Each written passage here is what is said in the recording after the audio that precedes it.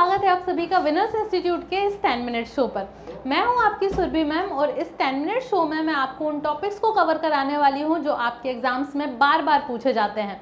चाहे आप बैंक की तैयारी कर रहे हो, रेलवे की तैयारी कर रहे हो, एसएससी की तैयारी कर रहे हो या फिर व्यापम की तैयारी कर रहे हो, ये सारे टॉपिक्स ऐसे कॉमन टॉपिक्स हैं जो आपके एग्जाम्स में आते ही आते हैं और आपने पिछले भी एग्जाम्स में देखा होगा, आने वाले एग्जाम्स में भी आप देखने वाले हैं। चलिए, तो आज का जो हमारा टॉपिक होने वाला है वो ये है कि महत्वपूर्ण नियुक्तियां 2026 की, यानी कि कौन किस पद पर कार्यरत है, हम पढ़ने वाले हैं। बहुत सारा डेटा होने की वजह से 10 मिनट्स में कराना थोड़ा सा इम्पॉसिबल होता है, तो इसका नेक्स्ट पार्ट भी आपको देखने को मिल जाएगा। तो चलिए बिना टाइम वेस्ट किए शुरुआत कर देते हैं आज के सेशन की।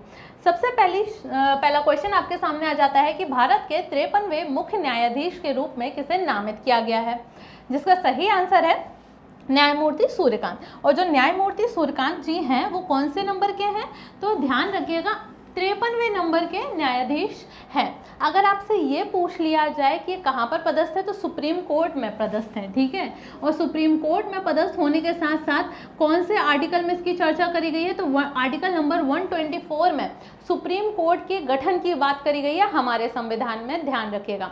इसके साथ एक और चीज़ आपको ध्यान में रखनी है कि वर्तमान में न्यायाधीशों की संख्या कितनी है।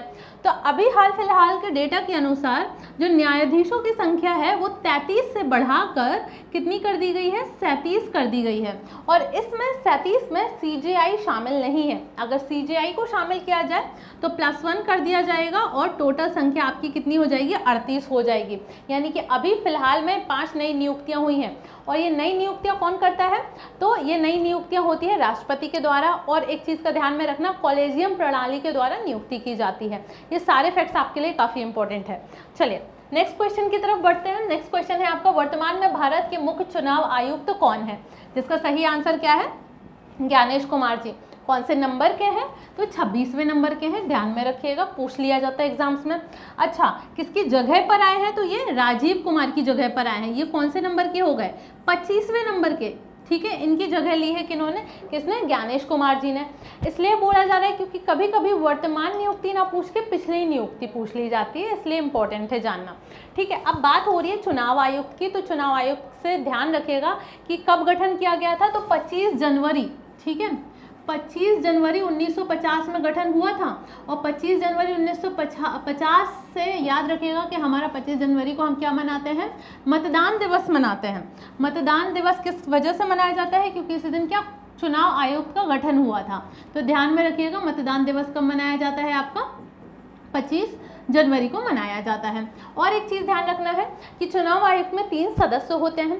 एक होते हैं मुख्य चुनाव आयुक्त, जिसको सीईसी भी बोला जाता है, और 2 होते हैं चुनाव आयुक्त, जिनको हम ईसी के नाम से जाना जाता है। तो 2 चुनाव आयुक्त का नाम भी देख लेते हैं। ये हो गए आपके पहले ईसी, कौन है, सुखवीर सिंह संधू, और दूसरे ईसी हैं आपके विवेक जोशी, ठीक है। ये हो गए दूसरे ईसी। तो इनको दोनों का नाम भी ध्यान में रखिएगा क्योंकि 3 सदस्य और तीनों के नाम आपके लिए इंपॉर्टेंट है। चलिए नेक्स्ट क्वेश्चन की तरफ बढ़ जाते हैं। नेक्स्ट क्वेश्चन है, 16वें वित्त आयोग के अध्यक्ष कौन है, जिसका सही आंसर क्या है आपका, डॉक्टर अरविंद पनगड़िया। किसकी जगह ली है, तो ये भी ध्यान में रखिएगा, एनके सिंह की जगह ली है इन्होंने, ये पुराने हैं, ठीक है। और इनकी जगह पर कौन आ गए हैं, डॉक्टर अरविंद पनगड़िया। कौन से नंबर का वित्त आयोग है, तो ध्यान में रखिएगा 16वें नंबर का। अच्छा, वित्त आयोग का कार्य क्या होता है, तो केंद्र सरकार के पास जितना भी टैक्स कलेक्ट होता है वो राज्यों को उसको कितना हिस्सा दिया जाएगा, इसका डिसीजन कौन लेता है, तो वित्त आयोग लेता है। इस चीज़ को ध्यान में रखिएगा।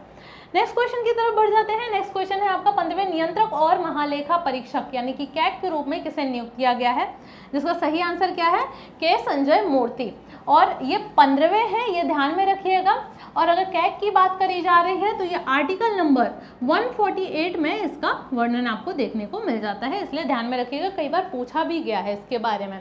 चलिए नेक्स्ट क्वेश्चन की तरफ बढ़ते हैं। भारत के वर्तमान महान्यायवादी कौन है, जिसे हम अटॉर्नी जनरल के नाम से भी जानते हैं, तो इसका सही आंसर है आर वेंकट रमणी। ध्यान रखिएगा कि आर वेंकट रमणी की कोई नई नियुक्ति नहीं है, बल्कि इनके कार्यकाल को ही आगे बढ़ा दिया गया है। 2022 में इनकी नियुक्ति हुई है, फिर इनके कार्यकाल को बढ़ा दिया गया, जो कि बढ़ाया जा सकता है। अब महान्यायवादी होते कौन है, तो ये सरकार के सलाहकार कहलाते हैं। यानी अगर सुप्रीम कोर्ट में सरकार का पक्ष रखा जाएगा तो कौन रखेगा, महान्यायवादी रखते हैं। इनको सरकार का वकील भी कह सकते हैं और सरकार का अधिवक्ता भी कहा जा सकता है, इन नाम से भी ये चर्चित हैं। तो ध्यान में रखिएगा महान्यायवादी, और ये पूछा भी जाता है आपके एग्जाम्स में, तो इनका नाम भी ध्यान रखना है। चलिए नेक्स्ट क्वेश्चन की तरफ बढ़ते हैं। नीति आयोग के वर्तमान सीईओ कौन है? तो नीति आयोग की जो वर्तमान सीईओ अभी हाल फिलहाल में जिनकी नियुक्ति हुई है वो कौन हो गई है? निधि छिब्बर जी। ध्यान में रखिएगा कि नीति आयोग कब बना है? 2015 से, और जब से बना है तब से ही हमारे अध्यक्ष कौन रहे हैं? Prime minister Narendra Modi ji. इसके अलावा इसमें एक उपाध्यक्ष होते हैं जिसमें अभी नई नियुक्ति हुई है अशोक कुमार लाहिड़ी जी की। इसके अलावा सीईओ होते हैं, सीईओ के बारे में आपने जान ही लिया है। और इसके अलावा जो होते हैं वो होते हैं 7 पूर्णकालिक सदस्य। अब 7 पूर्णकालिक सदस्यों के अगर आपको नाम याद नहीं होते हैं तो आप 2 नई नियुक्तियां पढ़ लीजिएगा। 2 नई नियुक्तियों में से पहली जो नई नियुक्ति है वो है आर बाल सुब्रमण्यम, और दूसरी नई नियुक्ति है डॉक्टर जोराम आनिया, जिसमें से सबसे ज़्यादा इंपॉर्टेंट है आपकी डॉक्टर जोराम आनिया। क्यों? क्योंकि ये पूर्वोत्तर भारत से पहली महिला है जो नीति आयोग की महिला एक सदस्य बनी है, और इसके साथ साथ ही अपने ही समुदाय न्यूसी समुदाय में हिंदी से पीएचडी करने वाली पहली महिला भी है, इसलिए ये आपके लिए ज़्यादा इंपॉर्टेंट हो जाती हैं।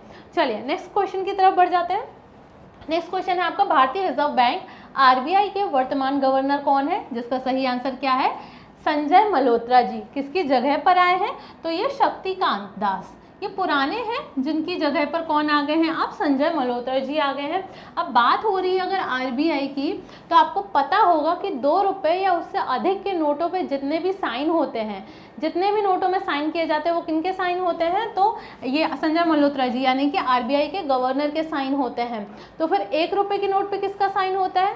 तो 1 रुपये के एकमात्र नोट पर वित्त सचिव का साइन किया जाता है, और ये कौन जारी करता है 1 रुपये का नोट? तो वित्त मंत्रालय जारी करता है। ये चीज़ का ध्यान में रखिएगा।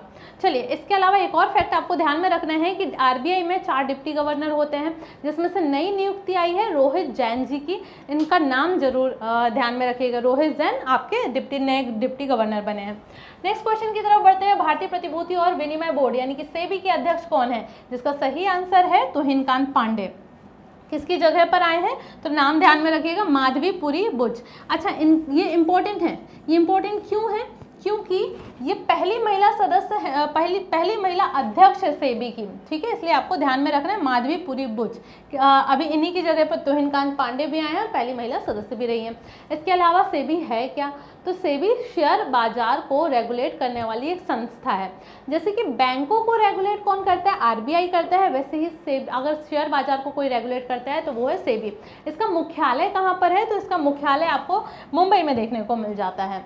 चलिए नेक्स्ट क्वेश्चन की तरफ बढ़ जाते हैं। नेक्स्ट क्वेश्चन है आपका वर्तमान में भारत के कैबिनेट सचिव कौन है? जिसका सही आंसर क्या है?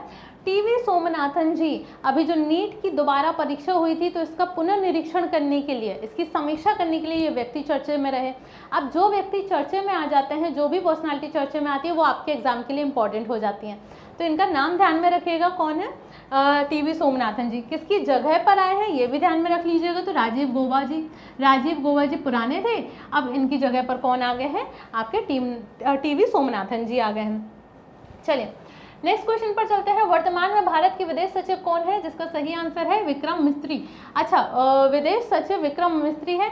ये ऐसे व्यक्ति है जो चीन में भारत के राजदूत के रूप में भी काम कर चुके हैं, और इसके साथ साथ हमारे 3 प्रधानमंत्रियों के पर्सनल प्राइवेट सेक्रेटरी भी रह चुके हैं। नरेंद्र मोदी जी के भी प्राइवेट सेक्रेटरी के रूप में ये काम कर चुके हैं। कौन? विक्रम मिस्त्री जी। अब विदेश सचिव की बात हो रही है तो आपको कमेंट में बताना है कि हमारे भारत में विदेश मंत्री कौन है। चलिए नेक्स्ट क्वेश्चन की तरफ बढ़ जाते हैं। भारत के गृह सचिव कौन है? जिसका सही आंसर है गोविंद मोहन। अब गृह सचिव कौन होते हैं? तो ये गृह मंत्री के सलाहकार होते हैं, और गृह मंत्री के सलाहकार होने के साथ साथ आपको कमेंट में ये भी बताना है कि हमारे भारत में गृह मंत्री कौन है। चलिए नेक्स्ट क्वेश्चन की तरफ बढ़ जाते हैं। नेक्स्ट क्वेश्चन है वर्तमान में चीफ ऑफ डिफेंस स्टाफ यानी कि सीडीएस कौन है? जिसका सही आंसर है एनएस राजा सुब्रमण्यम। काफ़ी ज़्यादा चर्चे में रहे हैं ये, तो आपको पता होना चाहिए। और सीडीएस का पद कोई संवैधानिक पद नहीं है, ध्यान में रखिएगा। ये पद अभी अभी हाल फिलहाल में बनाया गया है। कब? 1 जनवरी 2020 को ये पद आया, ठीक है। और जब से आए हैं तब से आपको नाम भी याद रखने जरूरी है। जो पहले सदस्य बने वो कौन थे? विपिन रावत जी। दूसरे बने अनिल चौहान जी। अब तीसरे जो बन गए हैं वो है एनएस राजा सुब्रमण्यम जी, यानी इन्होंने किसकी जगह ली है? तो इन्होंने अनिल चौहान की जगह ली है। क्या काम होता है CDS का?